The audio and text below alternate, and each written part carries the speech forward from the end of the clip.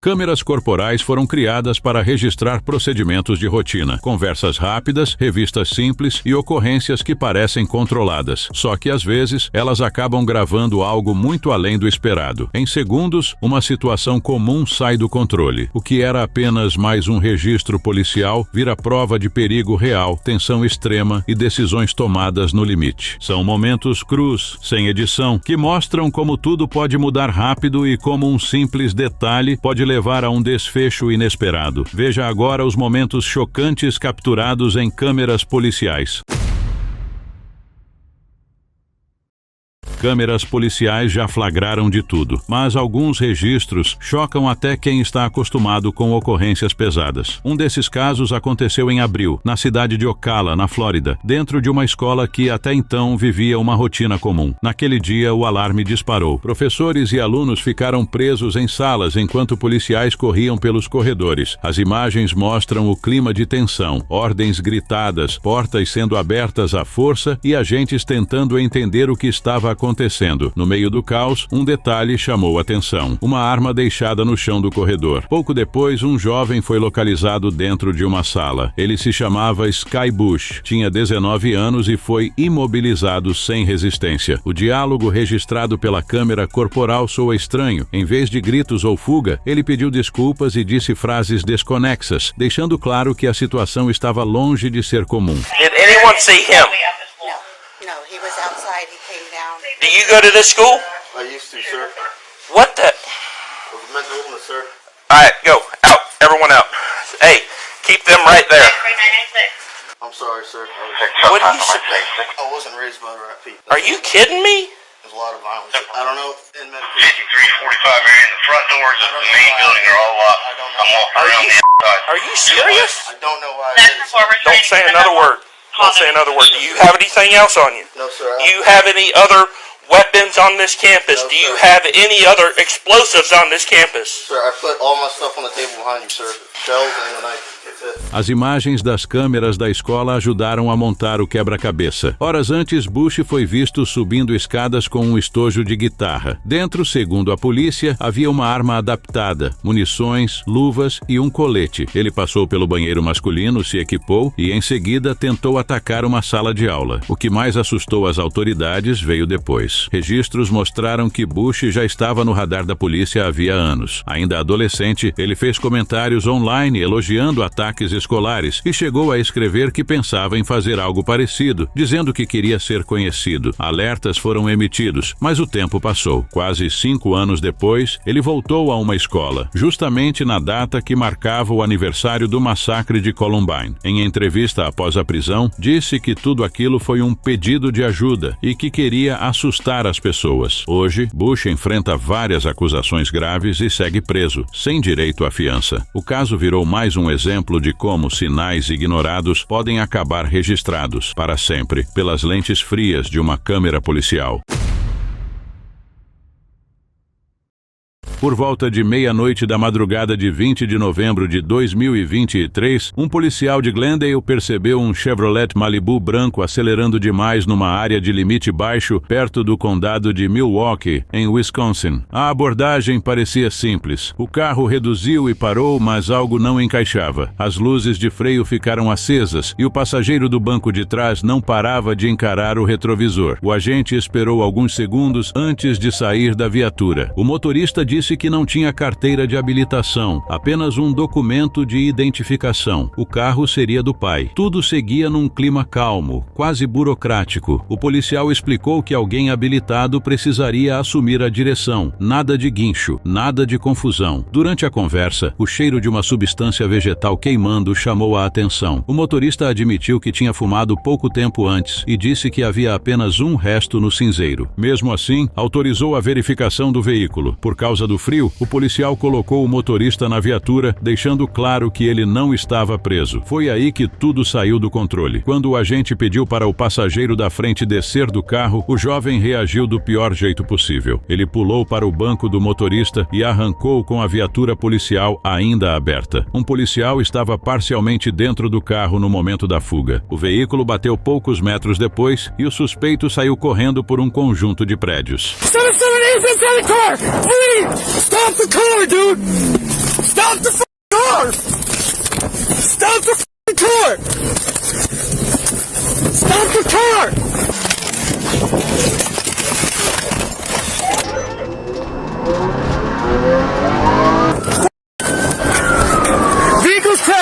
officer inside the car, going eastbound.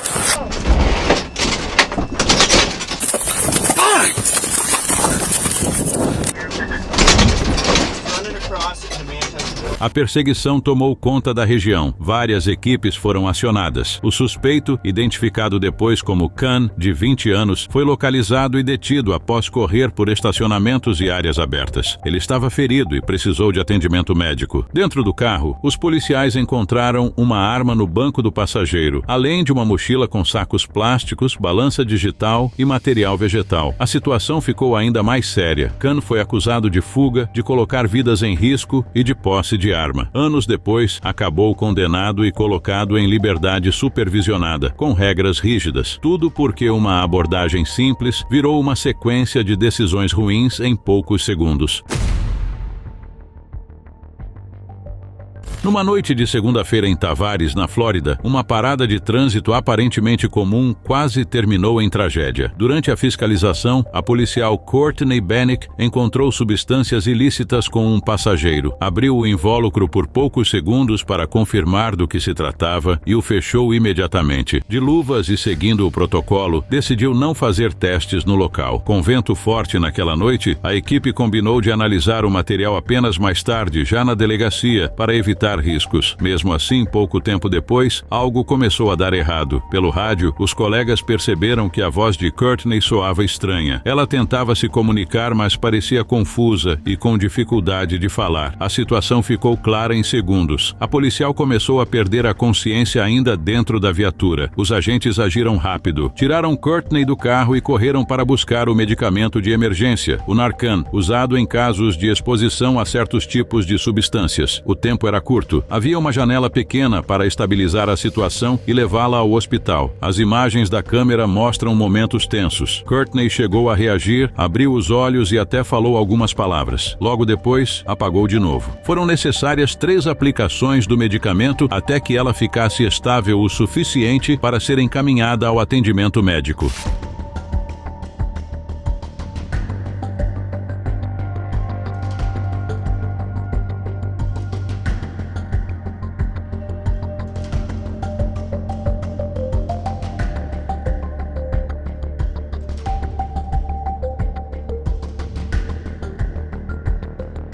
Ela sobreviveu e dias depois já estava em casa se recuperando. A própria policial acreditava que o vento pode ter contribuído para a exposição, mesmo com todos os cuidados tomados. O caso virou um alerta interno e também público sobre como esse tipo de ocorrência pode afetar não só quem lida diretamente com substâncias ilícitas, mas também quem está ao redor. Na madrugada de 8 de janeiro de 2016, em Los Mochis, no noroeste do México, a fuga de El Chapo terminou de forma bem diferente do que ele costumava planejar. Quando as imagens da recaptura começaram a circular, um detalhe chamou a atenção. A roupa dele estava suja, rasgada, completamente fora do padrão que muitos imaginavam para um dos criminosos mais procurados do mundo. Aquilo não era acaso. Era o rastro de uma tentativa desesperada de escapar. A prisão aconteceu durante uma operação montada para capturá-lo em uma casa no bairro Las Palmas. Por volta das 4h30, fuzileiros navais e policiais cercaram o imóvel. A recepção foi tensa. Houve troca de tiros com homens armados que faziam a segurança do local. 5 deles não resistiram. Outras 6 pessoas acabaram detidas. Enquanto a área era cercada, El Chapo e seu chefe de segurança, Orso Ivan Gastelum, encontraram uma rota que já fazia parte do histórico dele. Fugiram pelos bueiros da cidade, usando a rede de esgoto e drenagem. Não era a primeira vez. Meses antes, ele tinha escapado de uma prisão de segurança máxima por um túnel escavado sob o chuveiro da cela. Só que dessa vez deu ruim. Os militares abriram várias tampas da rede pluvial e passaram a seguir os dois pelo subterrâneo. A fuga forçou a dupla a voltar à superfície, bem no meio da cidade. Moradores do Boulevard Rosales ficaram sem entender nada ao ver 2 homens surgindo de um bueiro, cobertos de sujeira. Na pressa, eles roubaram um carro ali perto. A vítima denunciou na hora. Em poucos minutos, a perseguição recomeçou. As saídas de Los Mochis já estavam bloqueadas, inclusive a estrada para Navojoa. Não tinha para onde ir.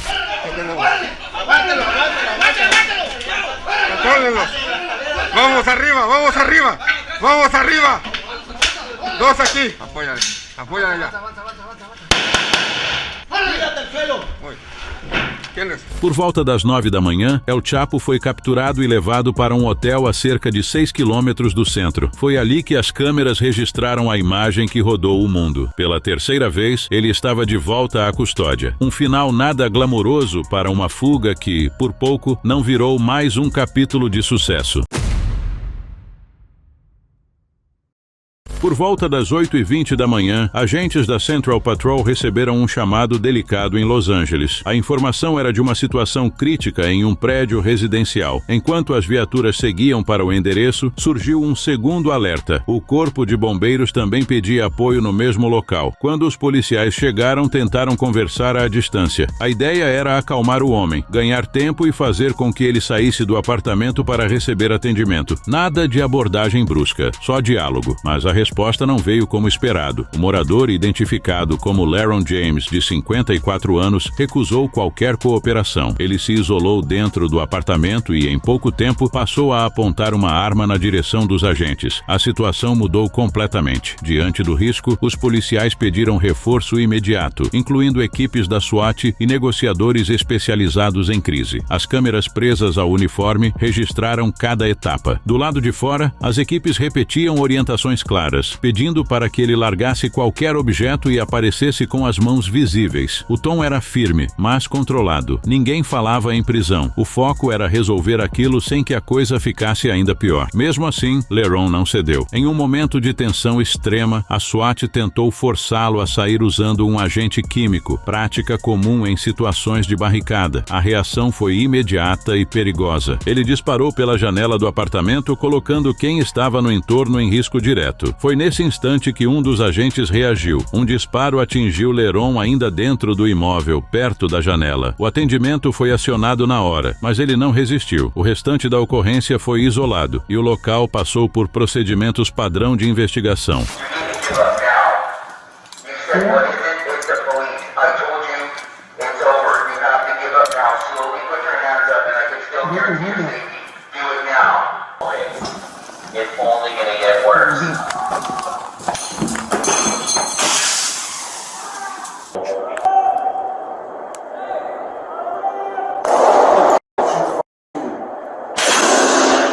Nenhum policial ficou ferido. O vídeo divulgado depois mostrou algo que vai além da ação policial. Mostrou o limite entre tentar ajudar e ter que reagir em segundos. Um daqueles momentos em que a câmera registra não só o ocorrido, mas o peso das decisões tomadas ali, no calor da situação. A história começou na manhã de sexta-feira, em 13 de abril de 2018, quando Justice Marie Garrett, de 16 anos, acordou atrasada em casa, na região de Orlando, na Flórida. Como havia perdido o ônibus escolar, a mãe, Danielle Pratt, pediu ao noivo, Robert Bobby Kern, que levasse a adolescente até a escola. Eles saíram juntos e, segundo a versão inicial, deixaram Justice na entrada da Mount Dora High School. Ela nunca voltou para casa. No primeiro dia, a ausência não causou pânico imediato. A mãe achou que a filha estivesse com amigos, mas na manhã seguinte, o silêncio virou preocupação. Danielle procurou a polícia e registrou o desaparecimento. No começo, os investigadores trabalharam com a hipótese mais comum. Justice teria passado o fim de semana fora ou decidido sumir por conta própria. Essa ideia começou a cair rápido. Amigos garantiram que ela era responsável, não tinha histórico de fuga e não estava envolvida com substâncias ilícitas. O detalhe mais estranho veio depois. Ninguém na escola lembrava de ter visto Justice naquele dia, nem professores, nem colegas. E as imagens da área de desembarque mostraram que o carro citado pela família sequer passou por lá naquela manhã. 4 dias após o desaparecimento, veio a virada mais dura. Um corredor encontrou o que restou da adolescente em uma área de mata em DeLand, a cerca de 30 minutos de casa. O local ficava afastado da trilha principal, o que indicava que alguém conhecia bem a região. A partir daí, a investigação mudou de tom.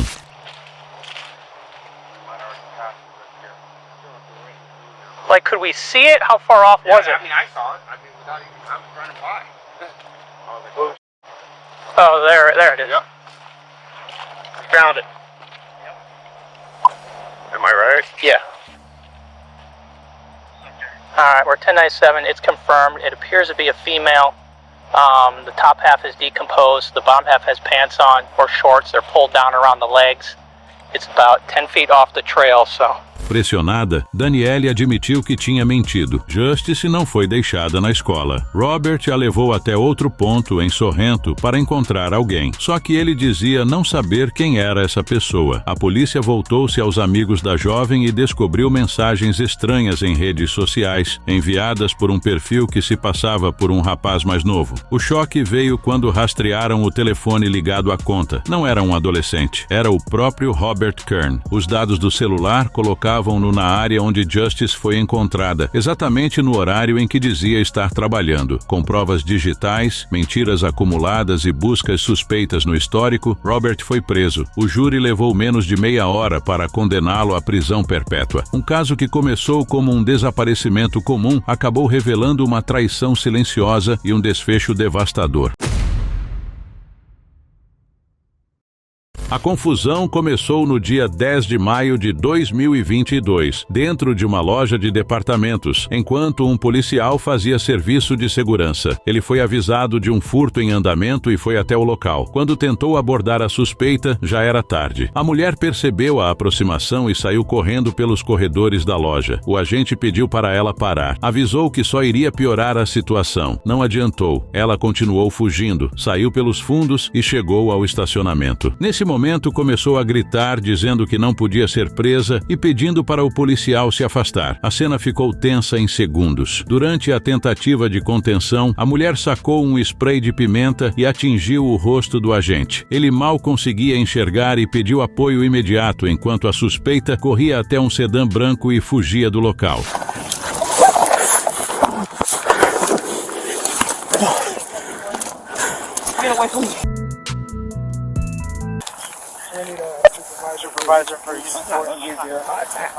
Oh, okay.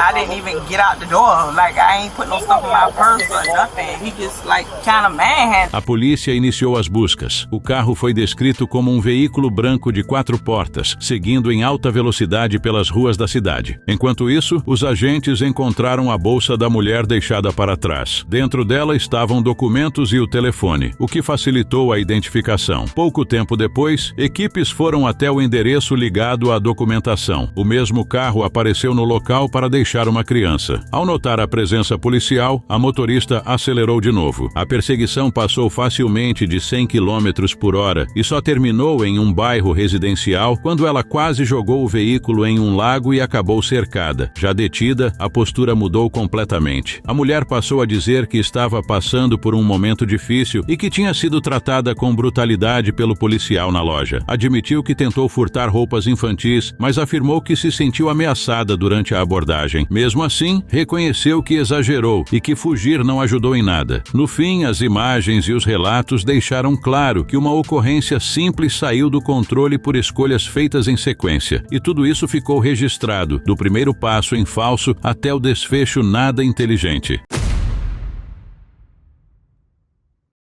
As câmeras corporais da polícia já registraram de tudo, mas poucas ocorrências começaram de forma tão estranha quanto essa, no condado de Yavapai, no Arizona. Tudo teve início na tarde de 26 de dezembro de 2020, quando pessoas que cortavam lenha ao sul de Prescott ligaram para a polícia após encontrarem algo que parecia parte de um material humano no meio da mata. 2 agentes foram até o local e logo nos primeiros minutos perceberam que não se tratava de lixo comum. O material encontrado estava exposto, próximo a uma cerca, e a área foi isolada para evitar qualquer interferência. Enquanto conversavam com as testemunhas, os policiais tentavam entender o que tinham em mãos. Ninguém chegou perto demais. O clima era de cautela total. Durante a varredura, algo chamou a atenção. Havia papel branco e azul preso ao material, parecido com material hospitalar. Aquilo não batia com a ideia inicial de ataque de animal, que chegou a ser levantada de forma informal. A situação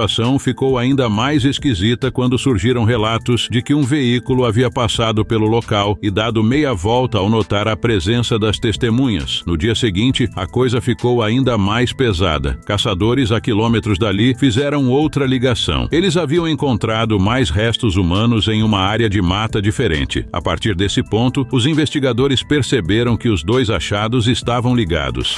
Does it look like it got bitten off? Like it was chewed on or anything? It's the right arm. he backed his truck right up in here, and he was getting ready to cut this tree, and they saw that, and they got out of here. Okay. So they saw something else back in here, but I'm not going back in there to mess anything up. About 50 miles away, as the crow flies, said they found 2 skulls on the ground. Os agentes recolheram dezenas de partes humanas espalhadas por diferentes pontos da região. Muitas tinham etiquetas metálicas e estavam envoltas no mesmo tipo de papel cirúrgico. Isso levou a polícia a mudar completamente o foco da investigação. As ligações feitas para empresas da área médica acabaram apontando para um nome, Future Gen Chicks, ligada à doação de restos humanos para pesquisa. Dias depois, os investigadores chegaram até Walter Mitchell, ex-dono da empresa, localizado em Scottsdale. Durante a abordagem, outras situações graves vieram à tona, incluindo um artefato perigoso encontrado em um imóvel ligado a ele. No fim, a investigação concluiu que o material vinha de restos doados para pesquisa científica, descartados de forma ilegal. Mitchell foi condenado por ocultação e abandono de restos humanos e recebeu uma pena superior a 6 anos de prisão. Tudo começou numa noite comum no Novo México, quando um motorista foi parado por excesso de velocidade em Albuquerque. Quem fez a abordagem parecia agir como policial. Carro sem identificação oficial, sirene ligada e postura firme. O problema é que nada daquilo era real. O jovem por trás da encenação era Brandon Wyszynski, de 18 anos. Ele dirigia um veículo comum, mas equipado com uma sirene, e decidiu agir como se fosse agente do gabinete do xerife do condado de Bernalillo. Segundo ele, o motorista seguia a cerca de 120 km por hora. Até ali, a situação já era estranha, mas ficou pior quando um policial de verdade apareceu. O agente Danny Anzo passava pela área quando achou o cenário esquisito demais para ignorar. Um carro descaracterizado, um agente mal equipado e uma abordagem improvisada. Danny resolveu intervir e puxou conversa. Perguntou onde Brandon trabalhava. A resposta veio pronta: gabinete do xerife. Disse também que estava indo ao fórum buscar seus equipamentos, mesmo sem apresentar nenhuma identificação válida. Danny manteve a calma. Conversou como quem entende do assunto, deu conselhos e até pareceu disposto a encerrar aquilo sem maiores problemas. Enquanto isso, checava a história pelo rádio. O clima era quase de camaradagem, mas a situação não fechava. Em determinado momento, Brandon percebeu que a coisa tinha saído do controle. Chamou o policial de lado e resolveu contar a verdade. Admitiu que não era policial e que tinha comprado o distintivo pela internet. Disse que achou que conseguiria se passar por agente sem levantar suspeitas. Do you have anything on you, man? Any weapons or anything? Okay. Wallet. That's fine. Just have a seat, all right? All right. What's up, man? All right. I'm just gonna be straight up honest with you. I'm not a cop. Okay. Okay. I'm just gonna be. Where'd you get that badge from? I bought it offline. Okay. Do me a favor, stay in here, okay? For a second. Okay, face the vehicle. At this point right now, you are being under... A confissão mudou tudo. Brandon foi colocado no banco de trás da viatura e informado de que estava preso. No caminho, caiu a ficha. Ele começou a chorar, visivelmente nervoso, enquanto ouvia que não dá para brincar de polícia. O caso terminou com uma acusação por se passar por agente da lei, classificada como contravenção. Brandon não contestou a acusação. Recebeu 1 ano de liberdade condicional, foi proibido de portar armas ou algemas e teve que passar por avaliação psiquiátrica. Já o motorista parado por ele naquela noite foi liberado. Um lembrete claro de que, quando alguém resolve bancar o que não é, o desfecho costuma ser bem diferente do esperado. Não esqueça de se inscrever para assistir mais vídeos como esse.